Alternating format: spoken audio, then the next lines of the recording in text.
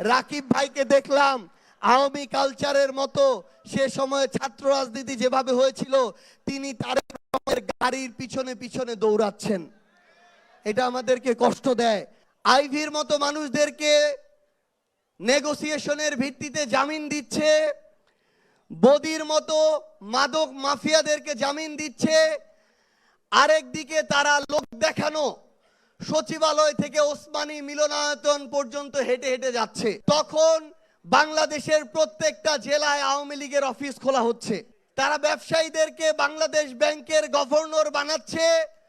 তাদের বিএনপির মন্ত্রীদের যে ব্যাংক, সেই ব্যাংকগুলোতে হাজার কোটি টাকা লুটপাটের পায়তারা শুরু করেছে।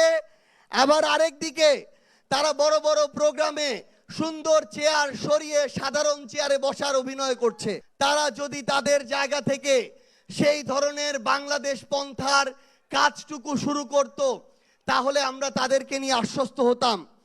কিন্তু আমরা তাদেরকে স্পষ্ট করে বলে দিতে চাই, তারা যদি তাদের জায়গা থেকে এই বাংলাদেশে নতুন করে আওয়ামী লীগ পুনর্বাসনের দায়িত্ব নেয়, তারা যদি নতুন করে সমঝোতার ভিত্তিতে চাঁদাবাজি সিন্ডিকেট চালানোর দায়িত্ব নেয়, তারা যদি তাদের জায়গা থেকে মিডিয়ায় আবার নতুন করে প্রত্যেকটা হাউসের দখল নিয়ে মিডিয়া সন্ত্রাস করার দায়িত্ব নেয়, এই বাংলাদেশে এই প্রজন্ম যারা 24-এ নেতৃত্ব দিয়েছে তারা তাদের কবল থেকে এই বাংলাদেশকে মুক্ত করবে ইনশাআল্লাহ।